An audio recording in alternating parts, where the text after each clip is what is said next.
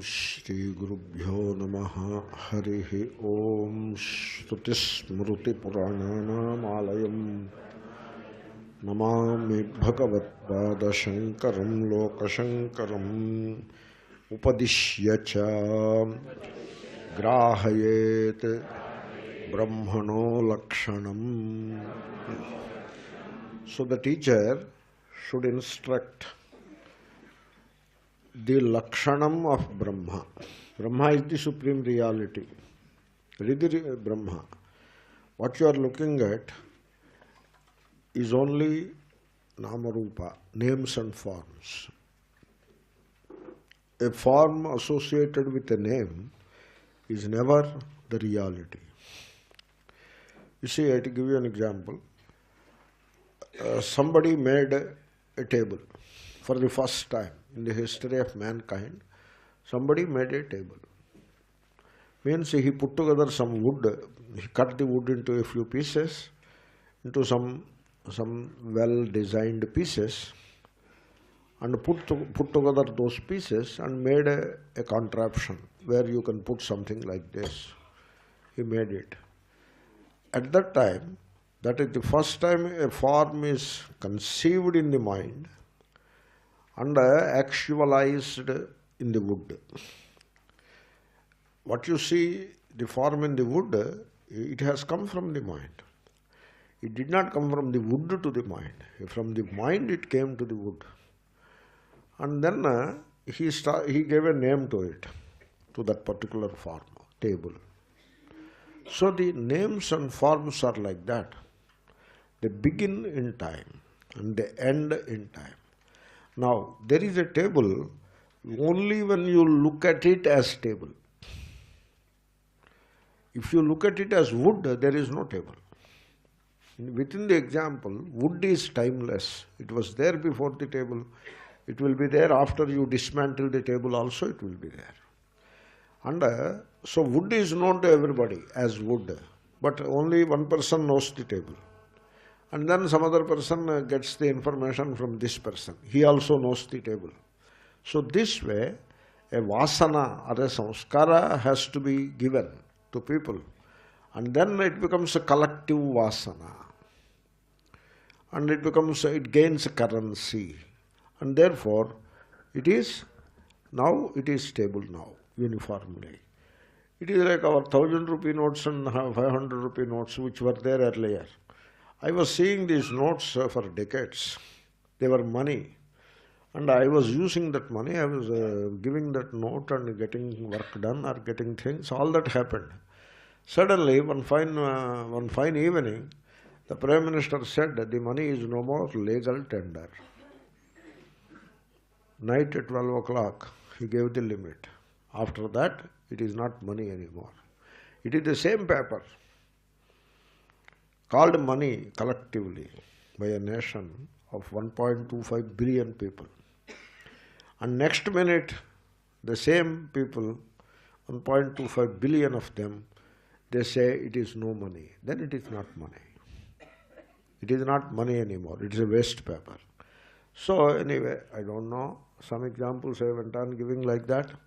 So these names and forms, they are very mind-projected things. They are not real. You can't find the truth in them. The truth is not in the names and forms. Wood is the truth. Table, chair, etc. are so many names and forms. Pot, lid, etc. are so many names and forms. Clay is the truth. Similarly, the Brahma, the reality, the truth, that is hidden by all these names and forms. The names and forms, they are called Hiranmaya Patra. Means the most brilliant lid that covers the truth. So, very brilliant lid. It is not that a darkness covers the truth. It is the light that covers the truth. Most brilliant light. Therefore, when the names and forms are so brilliant, so enticing, captivating our attention, So we are so totally given over to names and forms. They so totally captivate our attention that the truth is hidden. The truth is hidden. And so somebody has to point out the truth. Somebody cannot pull the truth and put before you. That is not possible. Because the truth happens to be infinite. How can anybody objectify the infinite? It is not possible. There is a rule followed. There is a method followed. The method is called Shakha Chandra Nyaya. Nyaya is a method. So the boy has to be shown, the child has to be shown the moon. So now the child doesn't know the moon. Mother has to increase the volume also. The volume doesn't get well. I have put my mouth very close to two mics, yet it requires a little more better work. If it does, I can relax a little more. This is very poor reception. Some more, some more, some more, some more, even more. Now it is good. Therefore, you cannot objectify the truth. And whatever object is there, it is a mere form with a name. So the child has to, the child, a 4-year-old child or 3-year-old child, the mother has to instruct the moon to the child. Now, how will the child, how do you instruct the moon? So better you show the moon. Now, how to show the moon? You pull the moon and hold it and show the child. You cannot do that. It is not done that way. You cannot do that way. So now how to show the moon? So ask the child to look up. It looks up. Fails to see the moon. Therefore we say, you look in that direction of this tree branch. Branch of a tree is there. That is nearby. And you can show it clearly. Hold it and say, this is the tree branch, look through this. Or look in that direction, defined by the tree branch. Don't look at the tree branch. First you look at the tree branch, fix it, and then see in that direction. Then what do you see? Yeah, I see something yonder, shining brilliantly. That is the moon. This is called Shakha Chandra Nyaya. This kind of instruction is called a lakshanam. That is the meaning of the word lakshanam. Opposite to nirvachanam. Nirvachanam is you categorically show the thing in definitive terms. That is called definition. Definition means you define it. Means make it very definitive. The person can examine it from all sides and know it. This is the part. You put it in his hands and he will know it clearly. It has a neck and a bulb-like shape underneath. Like that, you show it to him. And it has emptiness within. You can fill it with anything that you want. Like that, you describe to him and he will check it with his own hands and eyes. And he will hit it and see the sound also. So that is called nirvachanam. Nirvachana. Define. But Atma cannot be defined. The Brahman cannot be defined. The Nayayikas, the Nyaya people, that is the Tarka people, they use the word lakshana in the sense of nirvachanam. Even they use the word lakshanam. Gandhavati Pruthivi is Pruthivyāha Lakshanam. They say like that. For them, Lakshana is a definitive description. That is Lakshana. Not for Vedantins. So Vedantins make a distinction there. Lakshana, the Nirvachana versus Lakshana.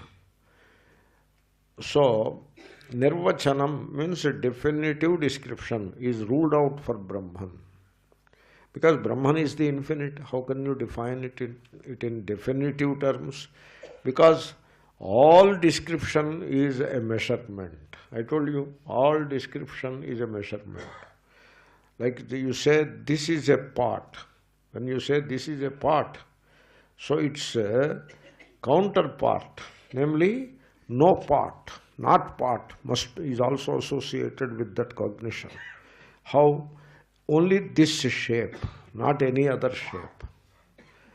Here, not elsewhere. This, not anything else.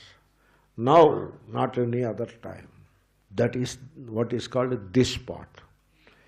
So, to understand this part, you need its counterpart, namely the non-part.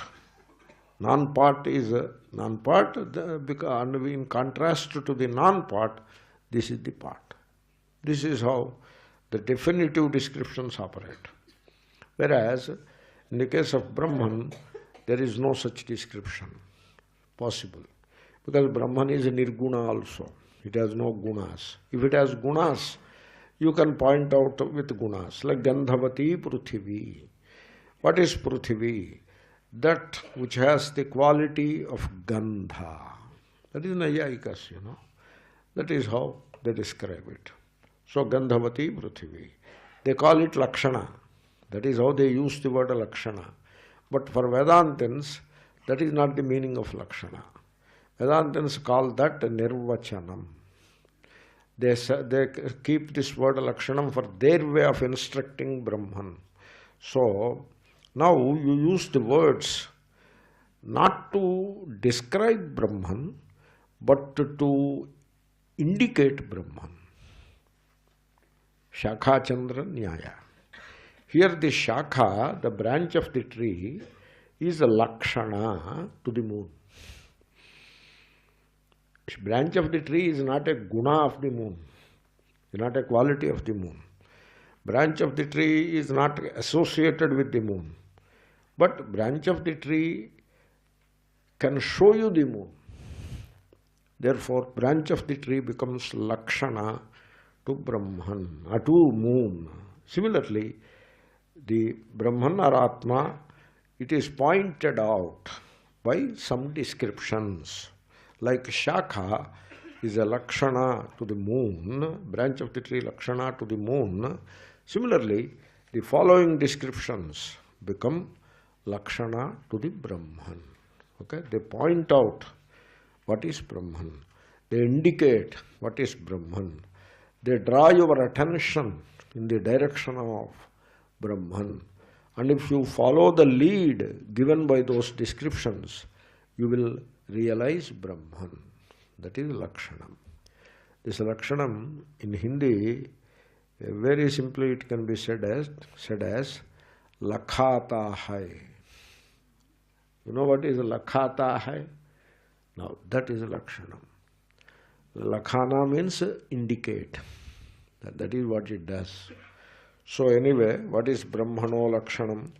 So this Lakshanam, it requires a lot of effort to make the student know. Therefore, Upadishya Grahayet. The teacher should make an effort. He cannot simply say and walk away. Ya Atma Apahata Papma. Say it and walk away. Suppose say it and walk away. Then the student will be left high and dry. He will not know anything. Because in that statement, there is nothing definitive. How Yaha, whichever, he says whichever, Atma, the innermost reality of yourself, which is the Brahman. Now what is definitive in it? Nothing definitive. But indicative, innermost. So you have to look within. That is the Atma. Atma means innermost reality. Therefore, for the sake of reality, you now know where to look for.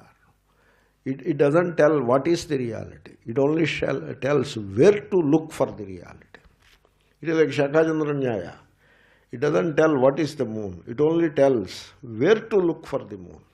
That is the Shakha. That is the Atma. Then come to Apahata Papma. It has no Punya and Papa. People know what is Punya and Papa. No means they know. It is a belief system, you know. By doing certain actions, you get Punya. By doing certain other actions, this is how it is called. Enjoined actions will bring you Punya. Punya is the merit, virtue.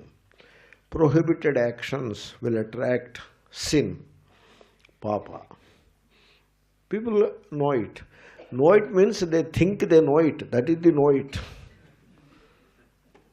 People's knowledge is like that. What they call knowledge, it is more a hindrance than knowledge. In the worldly affairs, you need it. By all means, you need it, you keep it. I am not contesting that. So, therefore, people think they know it. What is it that they Punya Papa? You know Punya Papa? Yeah, I know it. Okay. Don't push further. Because if you push further, it proves that he doesn't know anything about it. People take the belief as the knowledge. They believe in a thing and then assume that he has the knowledge. This is how the word Pandit is used. Pandit is a Pandit. The Hindi version of Pandit is Panda. The Sanskrit is Panditaha. Pandita in what? He is a Pandita in Shaivism. Panda is knowledge. He is a Pandita of Shaivism. Kashmiri Shaivism, the two. Means the Shaivism of the Kashmir kind. And that Shaivism. He is a scholar. It means what? He has all the knowledge. Okay? But what is Kashmiri Shaivism? The belief that people held in Kashmir some time back, a few centuries back. That is what it is. Most of it is belief only. Primarily it is belief only. Therefore, you end up, you pick up a belief and you start believing in it and give it the name of knowledge. Right? Now, if you cannot see the distinction, suppose you are unable to see the distinction, then what you call knowledge, which is but belief, becomes a hindrance. You should be able to see that. It becomes a hindrance and it blocks your vision and it makes you presumptuous. You presume that you know and therefore you start looking for the truth. This is how it happens. Anyway, coming to the point, the teacher has to explain some of these things. Grahayet. Grahayet means you describe it, you talk about it till the other person nods his head. Okay, I got it. That is called Grahayet. Yeah, Atma. So that is how the teacher has to instruct these Vakyas. What are the Vakyas? The first one is Ya Atma Apahata Papma. The Brahman, the reality, the supreme reality is the Brahman. And that Brahman happens to be your innermost self. No, I don't know what is my innermost self. Yeah, true. True. Look for it. And then, apahata papma. Suppose you ask somebody to look within. Immediately, he encounters punya and papa. Because punya and papa are in you. You have done some punya karma, some virtuous action. And unless you tell others, how the others will know? So first you have it in you. Suppose you choose not to tell, then only you know. It is in you. Papa, you don't tell anybody, you hide it, therefore only you know. Therefore, this punya papa is what you encounter the moment you look within. And not only you encounter punya papa, you get stuck with them. Because you believe that punya is your punya. This is called identification. Papa is your papa, identification. Okay, when you look within, you encounter the body. The body is black or white. When it is black, I am black. That is identification. When it is white, I am white. That is identification. You see, I give you a very an interesting experience that I had. I met a young lady, 25-year-old, highly educated, very good looking, and well dressed. and everything is wonderful, but she is very unhappy. I asked her, why are you unhappy? You seem to be unhappy. She said, I am unhappy. Why? Why are you unhappy? You know what she says? I am black. Black means not African black, the South Indian black. Not black, I am dark. Not black. Black is different. Black is African, or America also has blacks. Not that black. That is a different race. Race means that is a different skin color. This is South Indian, more brown rather. Dark. I am dark. I said, you are not dark. Then what am I? You are what you are. But that I need not tell you or can't tell you. But I can tell you this much. You are not dark. Then what is dark? There is a dye, D-Y-E dye, called melanin. There is a dye. It is a black dye. And the dye is there in the skin in some proportion. And for some it is a little extra. How much extra? Micrograms, not even milligrams. A few micrograms extra, the person is brown. A few more micrograms extra, the person is black. A few micrograms less, he is yellow. Still less, he is white. And the melanin is a protection. The white people have highest incidence of skin cancer. Whereas the black people, skin cancer, they don't know what it is. Because it's a protection. Because sun sends ultraviolet rays, some of it is absorbed by the ozone layer, but some of it filters through, and therefore the skin has no protection. That is what it is. You are blessed to have some melanin. And also Lord Krishna is beautiful only because he is brown. He is dark colored, dark skin. That is his beauty. So like this I gave some pep talk to her. She was relieved, at least temporarily. Anyway, God bless her. Later she got married and all that. Therefore, when you look at yourself, you want to know Brahman? Yes. Okay, look within. Look within. Ya Atma. Yaha Atma Tatu Brahma. Okay? So look within. Now I want to know Brahman, the reality of the universe. True. Look within. You see, when you look at the atom, you are looking at the entire universe. You know that? You are looking at the entire universe when you look at the atom.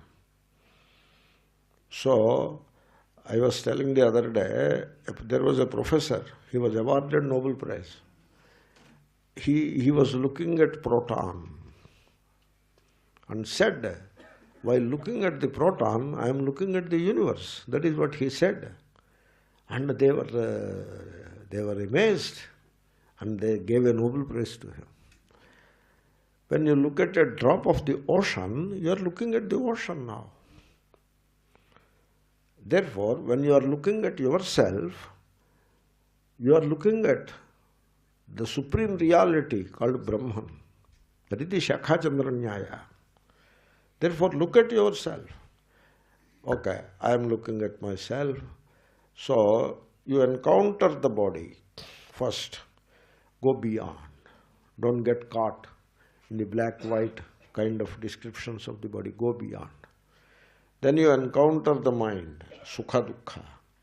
Go beyond. Then you encounter one more level. Within the mind, a deeper mind, Vijnanamaya, what they call.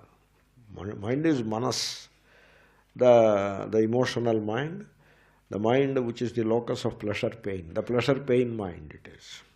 There is some deeper mind than that. Mind itself has levels. And in the deeper mind, you have Punya Papa.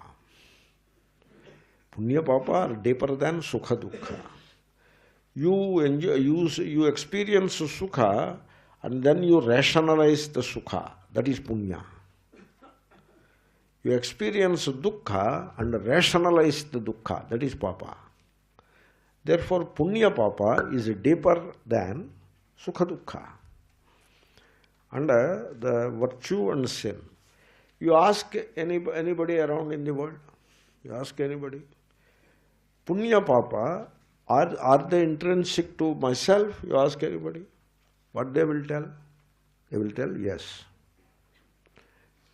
You do this action, punya comes to you.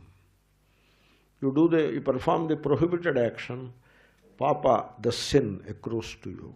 They sell like that. Therefore, there is an entity within you which you take yourself as yourself. You take that entity as yourself, and that entity is the one which acquires punya and papa. Okay? And the name of that entity is karta, the doer. So, because punya and papa are the outcomes of actions, it is the action which gives punya and it is the action which gives papa. And therefore, the entity which is connected to the action, this is called karakam. Karaka is kriyanvayi karakam. That entity or that category that is connected to action. So there are 6 of those karakas. 5 are outside. 1 is inside.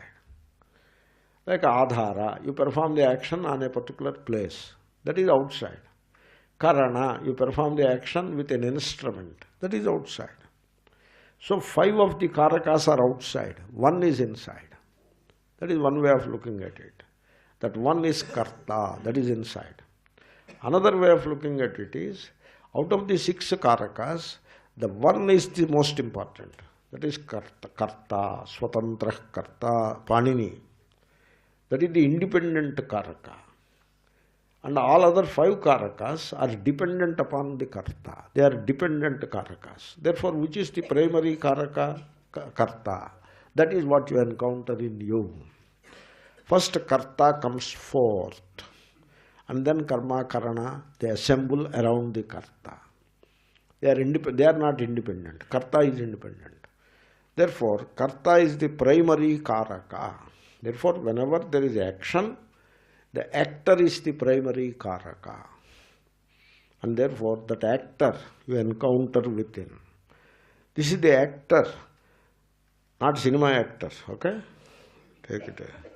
I may say doer also, but I may say actor. You understand the language. Don't try to correct me. Oh, why you say actor, it is doer. Don't do that.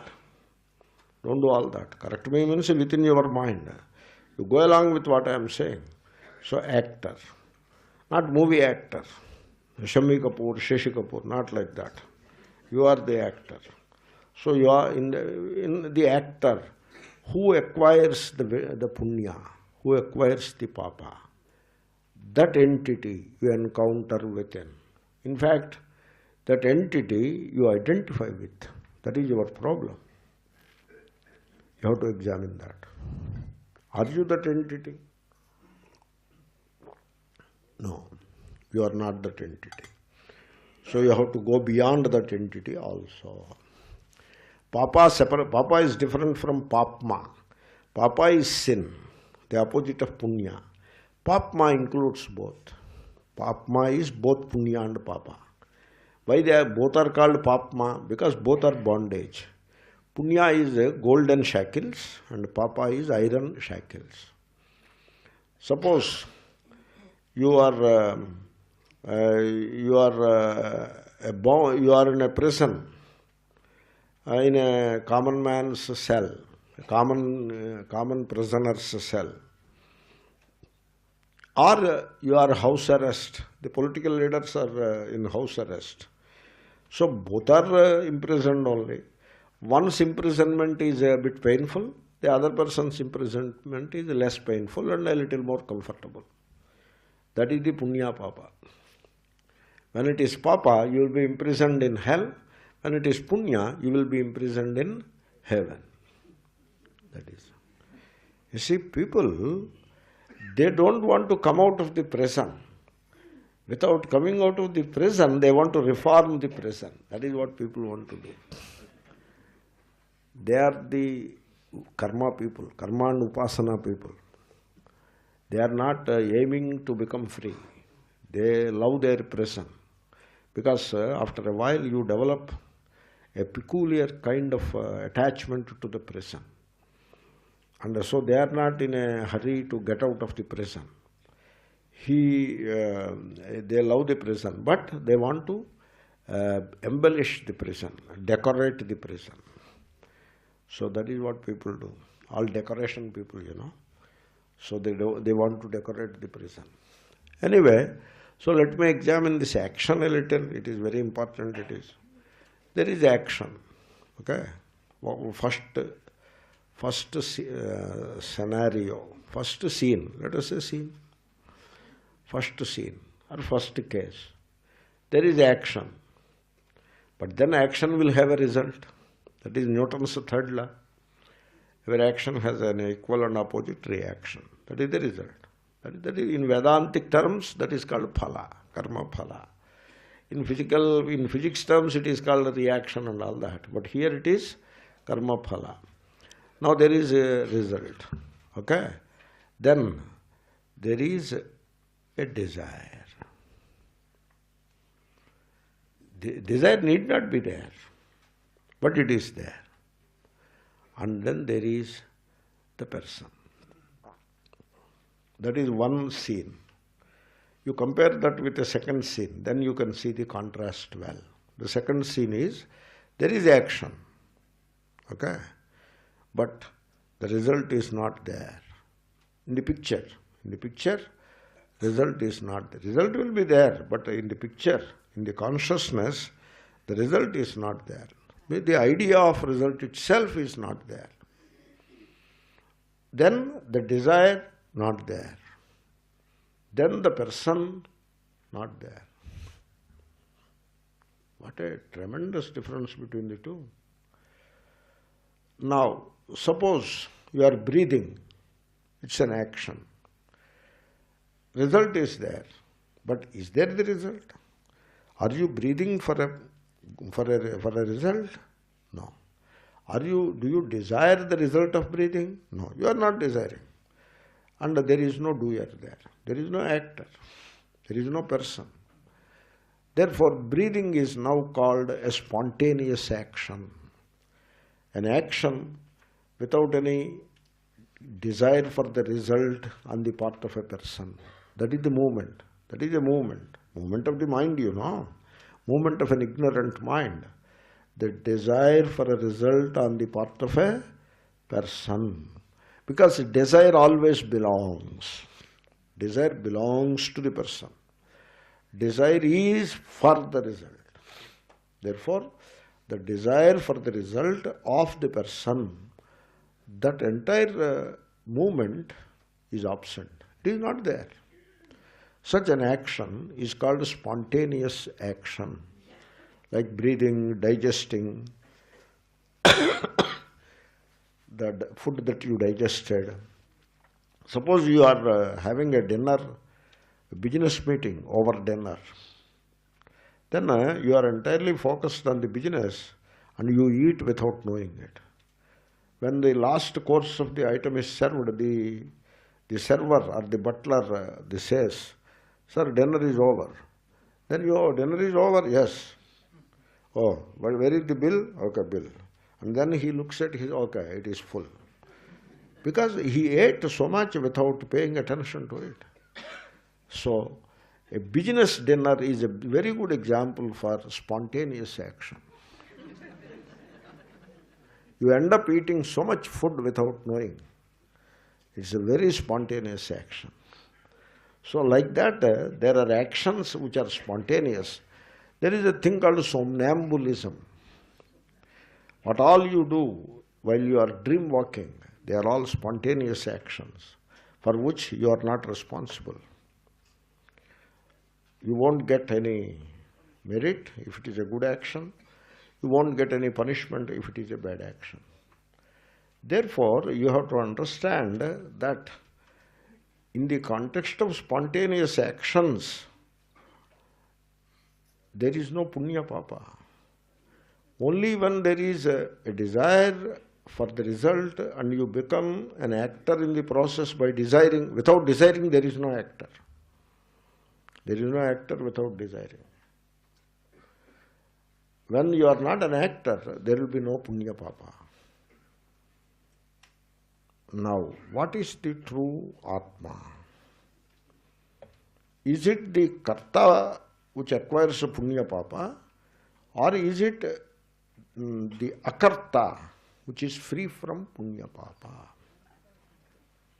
So the Shruti says, karta is gross, it is outer, and it is put in place by identification with the action and its result.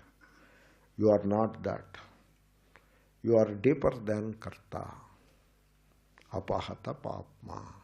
So you look within, you encounter the karta, the punya papa karta. You encounter, you dismiss that thing. By habit you are identifying with the actions and their results. That is how you have become a karta bhokta. A doer enjoyer you have become by identification due to ignorance. You are not karta bhokta all the time. You are karta bhokta only when you identify.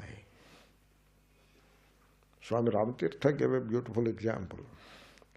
In YouTube, you will find a thing called How to Catch a Monkey.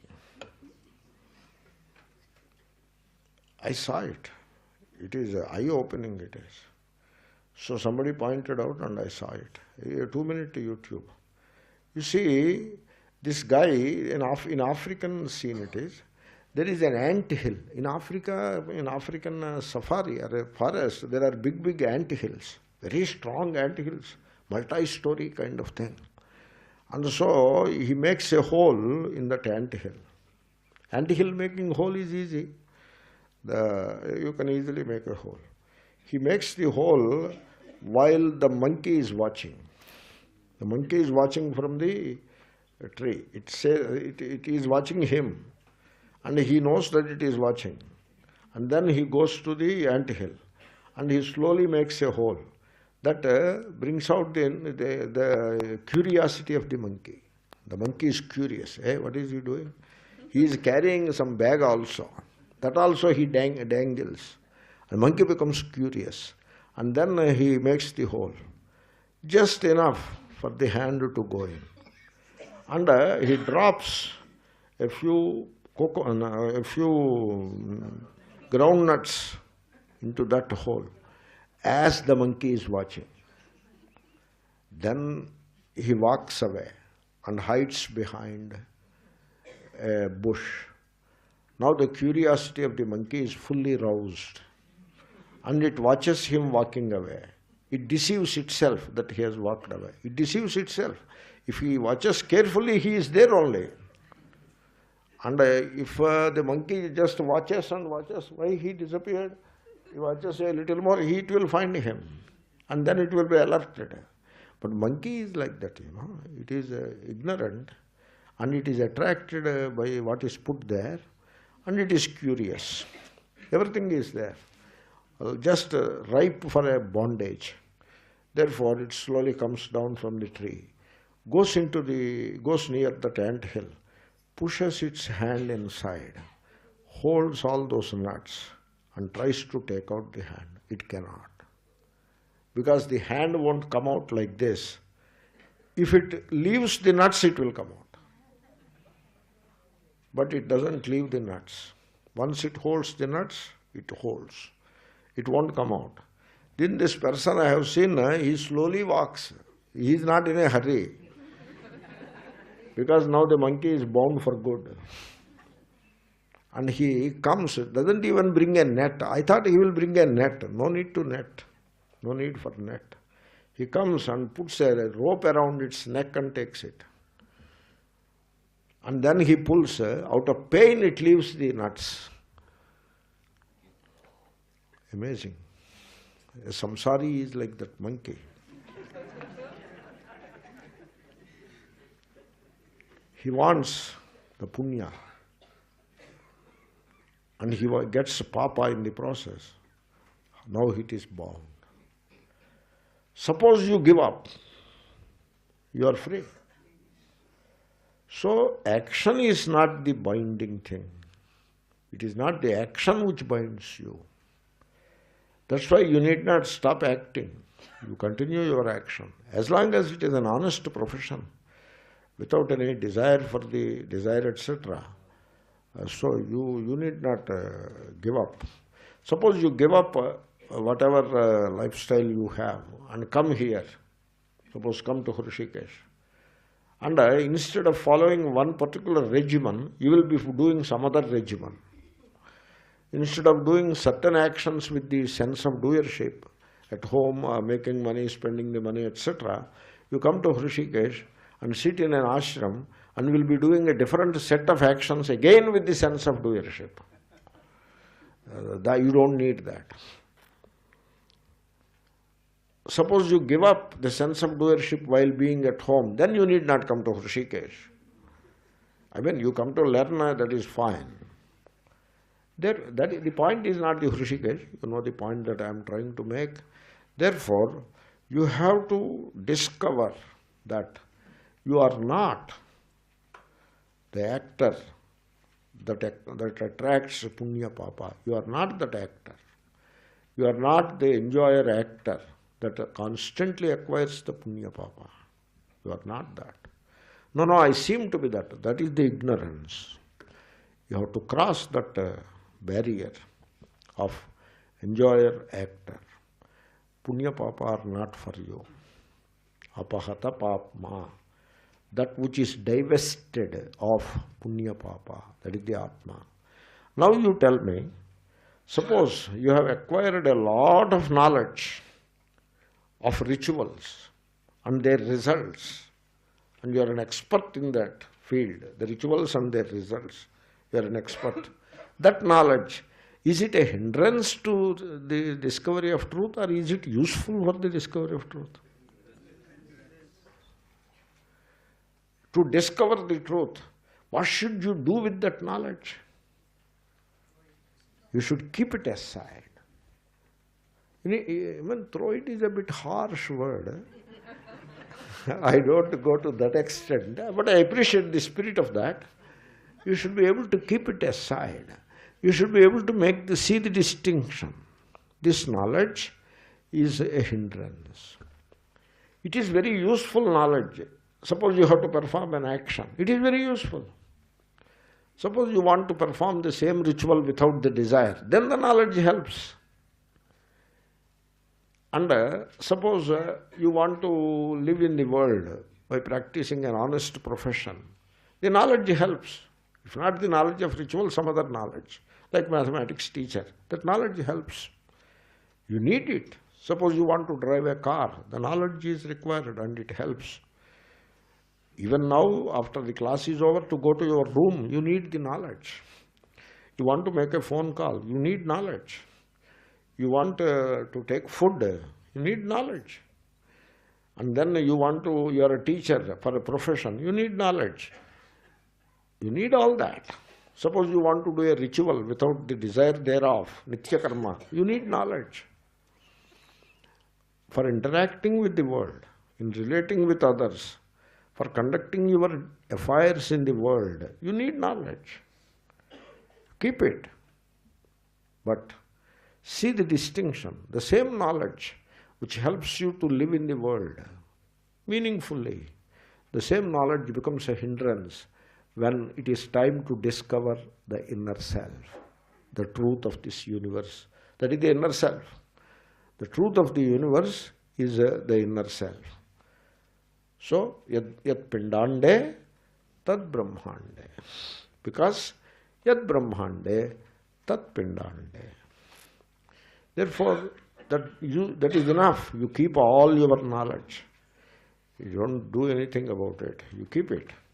You need not acquire amnesia. Not necessary. You keep it. But you use it also.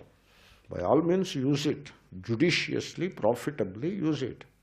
But see the distinction that When it comes to self-inquiry, this knowledge becomes a hindrance. Therefore, and Shruti says, na karmana vardhate no kaniyam. A very frightening statement. Suppose somebody is performing a ritual, he is doing a ritual. And now, why is he doing it? Because he believes that the ritual embellishes him. Vardhate. It glorifies him. It brings some great merit to him. He is not the same guy once he finishes the ritual. Some of the rituals, they bring titles to the performer. Like a person who performed Somayaga is called Somayaji for the rest of his life. Somayaga is performed only one time. You don't do it every time you remember it. That is not the Vidhi. Vidhi is one time. Vajapeya, like Vajapeyi belongs to that family. Vajapeya is one of the great Vedic rituals. And one time it is performed. And the one who performs for his lifetime, he is called Vajapeyi. And the members of the family also become Vajapayis. Therefore, the sense of doership, it is very strongly entrenched. And now you have to look into yourself. Suppose somebody comes and you are doing a ritual. Somebody comes and says, the ritual will not embellish you. I have done a sin earlier. No, that sin is not yours. Now, it sounds very odd and preposterous in a different context. But in Vedanta it is like that. That's why you see, on one side you study Chandogya Upanishad and all that other Upanishads and say Ya Atma, Apahata Papma, like that, like a parrot. You say all these beautiful words.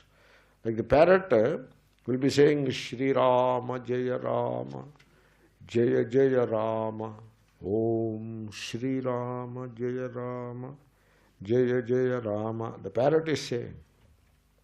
In the meanwhile, a cat came and caught the parrot in its feathers. The parrot forgot all about Om Shri Rama and all that. And now it is saying, te, te, te, te, te, te, te, te, it is saying.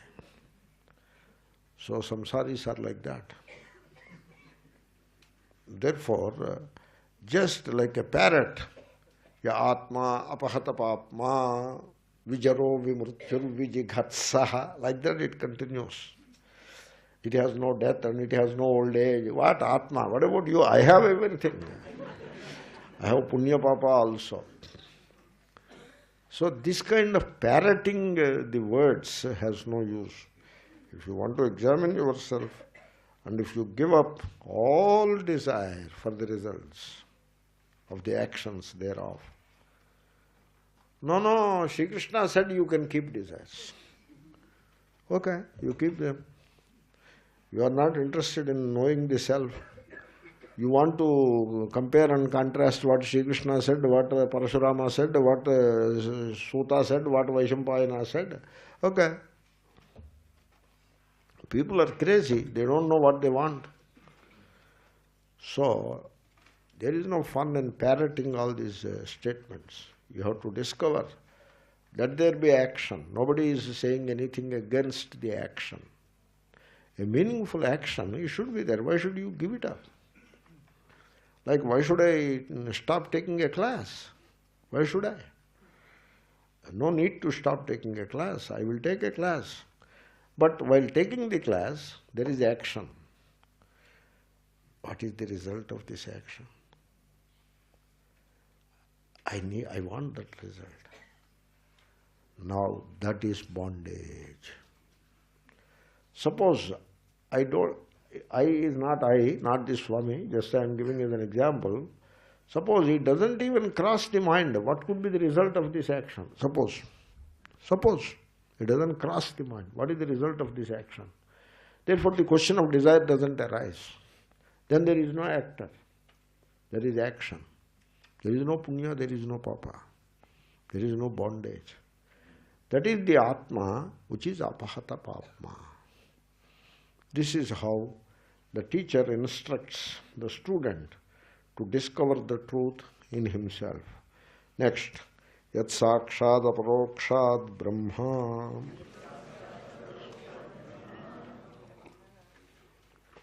This is one vakya which puts Brahma in your consciousness now and here. That is the vakya. In this, sakshat is avyayam.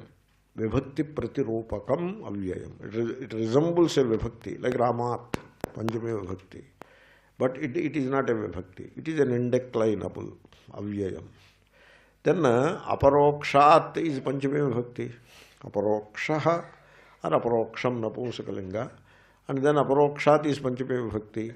Here Panchami vibhakti, the fifth case, is not intended. There is no vivaksha in that. Therefore it becomes aparoksham Brahma. Because it's adjective to Brahma. Brahma is prathama, first vibhakti, first case. You cannot have the adjective in the fifth case. In Veda mantras, the vibhakti vyatyaya. Vibhaktis are changed according to the context. The vachana is also changed. The linga is also changed. You see all kinds of vyatyaya changes. This is the Vedic grammar. So, yat sakshad aparokshad brahma mane, it means yat sakshad aparoksham brahma. Okay? Brahma. Brahma is not some big border-like thing sitting somewhere. Okay? If that is the case, we will all undertake a tourism and see it and come back. The job will be done. People do that. Somebody says the Brahma is in Himalayas, up. And one Swami says, I went to Manas Sarovar, there I have seen Brahma. He comes back to Delhi and says it. And then another 100 people will go there. And then they will be looking for something. He says Brahma looks like a flash. Then they go to Manas Sarovar and they will be looking like that for continuously with wide eyes. Already less oxygen and therefore brain stopped functioning already. Brain needs oxygen. Lot of oxygen it requires. That's why if you do Kapala Bhati, it gets fully oxygenated and therefore starts shining. That is the Kapala Bhati. Really. So, these people, their brains, they don't function in Delhi itself. How they will function? In Manas Sarovar, 50% oxygen will be there. And so very rarefied atmosphere. And so brains are not getting oxygen. They have some semi-functional brain. And then they are looking into the horizon over this vast lake called Manas Sarovar. And then something looks like a flash. Oh, is that what our Guru said about? Yeah, that it must be that. Okay, good. And do namaskar and come back. So, Brahma is not something that you go and look at it. Brahma is the reality of this universe. Then let us search in the universe. That is the scientist. I told you yesterday night. That is the job of the scientists. Let them search in the universe. They are searching. And so University of California at Los Angeles has a department dedicated for the purpose of searching the truth of the universe in the universe. Okay, let them do their job. God bless them. We do our job. We search for the Brahma, the reality of the universe within us. So, therefore, you have to find that Brahma in you. Okay? You have to discover that Brahma within you. Okay? You look into yourself. You know. You examine what you know. You know ghata, pata, etc. Pata is a piece of cloth in Sanskrit. So it rhymes with ghata. That's why they say ghata, pata. Okay? Ghata, pata, ite, rata, ratate. Something like that is there. So, you look within ghata, pata, etc. They are called pratyaksham. Because what you call ghata, don't worry about its reality and all that. Take it in a simple way. This context is different. Therefore, what you call ghata is what you see before you. It is what you see before you. Aksham prati. So the thing is exposed to the sense organ. And therefore, with the help of the sense organ, you know it. That is pratyaksham. Like ghata is pratyaksha gochara. So the means of knowing through the sense organs. And ghata becomes the object. So that is called pratyakshaha. Ghataha pratyakshaha. Ghata is pratyaksha, before your very eyes. Even sounds are pratyaksha. Even the smell is also pratyaksha. Aksha is the sense organ. So, then heaven, what is heaven? Paroksha. It is not pratyaksha. It is para. It is beyond the reach of the sense organs and the mind. Sense organs means you have to put mind behind it. Without mind, the sense organs are not independent. They work in tandem with mind. Therefore, the mind and sense organs put together, so visualize heaven. It is the mind which visualizes. But then mind posits a few things in the heaven that it visualizes. And those things are derived through the sense organs. Like you see many parks here. In a good city, you will have parks. Like New York has Central Park, like that. And similarly, New Delhi has a big park, whatever name is there. Similarly, heaven also should have a park. That is how the mind visualizes. And then you see buildings, big buildings. And therefore, heaven also will have buildings, like that. But what is this heaven? Is it pratyaksha? No. Then what category shall we put it in? Paroksha. Okay? They are exactly opposite. The pratyaksha opposite to paroksha. Now, you come to your mind, you look within. The pratyaksha is in you. Paroksha is also, all jnanam is in you, no? Pratyaksha jnanam is in you. Paroksha jnanam is also in you. Then you look at your mind, it is peaceful, quiet, or it is disturbed, agitated, it is cheerful. These are different states of mind. It is bored. Boredom is another state of the mind. These are states of the mind. Now, you tell me, are they pratyaksha or paroksha? Neither. Because those states of the mind are not before the sense organs. They are behind the sense organs. Therefore, they are not pratyaksha. But then, they are not like heaven, etc., which are altogether out of the reach. Because they are known to you very deeply within. My mind is disturbed, etc. Okay? So these states of mind, and sukha dukkha also, they are neither, sukha is outside on the table, no, or is it somewhere in the heaven? Now you are enjoying it, you know. Therefore the sukha is neither pratyaksha nor paroksha. So you have to put a different category to that. The name of that category is aparoksha. That is how. So now you know, ghatapata ityadi, the world is pratyaksha, the heaven is paroksha. The world is what the worldly people are talking about, that is the pratyaksha. The heaven is what the religious people are talking about, that is paroksha. But then your mind and its states of joy, of suffering, of sorrow, etc., they are known to you. Nobody else knows them. They are known to you. Obviously, they are neither pratyaksha nor paroksha. So you need to put another category for them. And that category is aparoksha.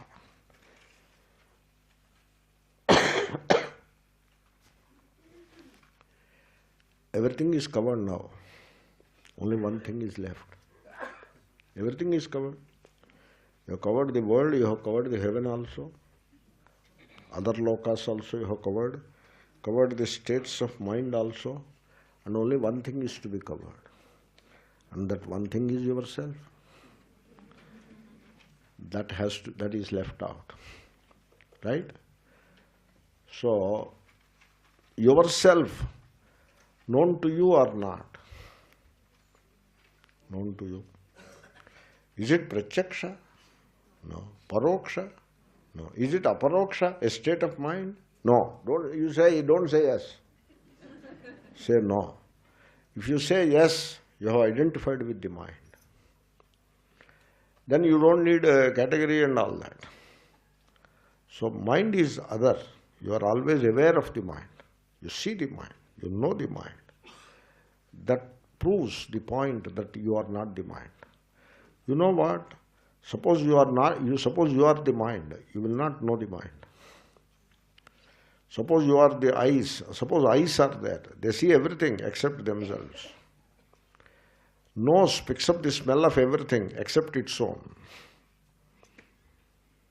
Tongue knows the taste of everything except its own. Something I told, you fit into the context, the vivaksha, the intent of what I am trying to say, you know. Therefore, you are able to know mind. Various moods of the mind also you are able to know. That proves the point, that proves you don't need any further proof that you are not the mind. You are other than the mind. All mental states are aparoksha. And to whom they are aparoksha? To me, to myself. To whom this world is pratyaksha? To myself. To whom the heaven is paroksha? To myself. And how do I know myself? Myself I know or not? I know myself. How?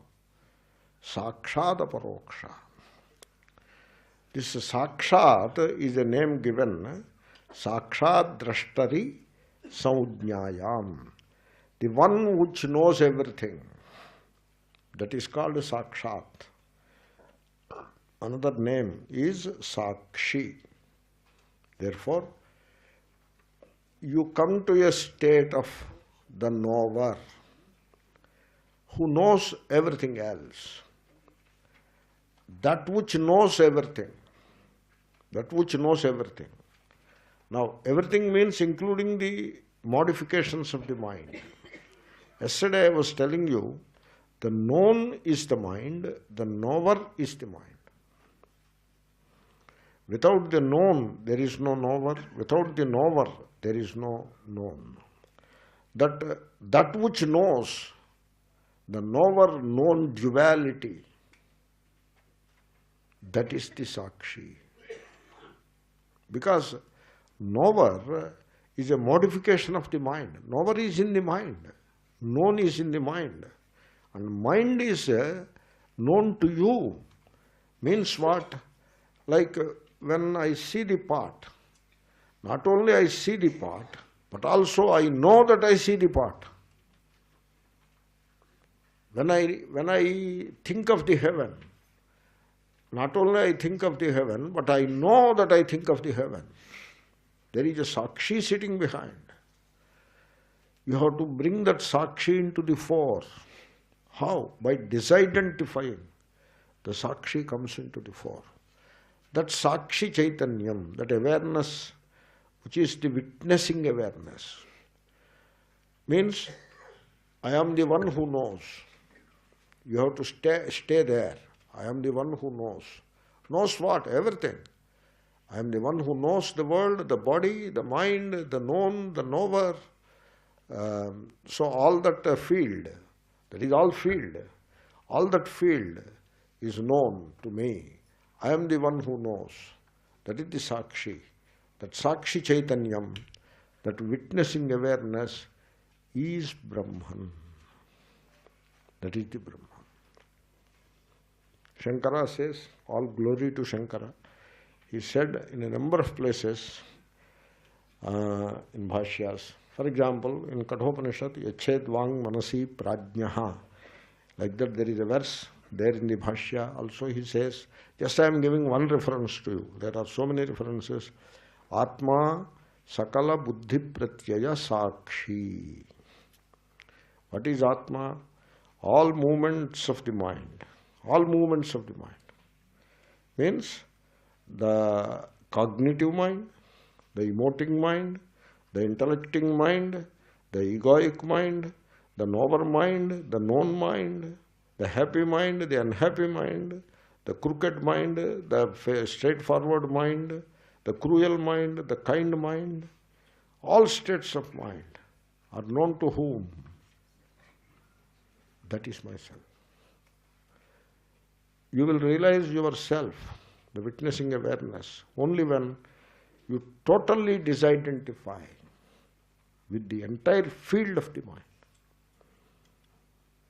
That's why that awareness absolute is given a separate category that is called Sakshadaparoksham Chaitanyam. Yat Sakshadaparoksham, in you, whatever is the Sakshadaparoksha category, the witnessing awareness is there, that is Brahman. Yat brings tat, so yat Sakshadaparoksham tad Brahma. Therefore, Brahma, which is the Atma, is Sakala Buddhi Pratyaya Sakshi. Means what? The moment you watch the mind, you are opening the door to a higher dimension, a dimension superior to the psychological dimension. You are opening the door to that higher dimension is opening. And that dimension, called a spiritual dimension, that is the Brahma. Unbelievable, learn to believe. Believe means to know. Om Purnamada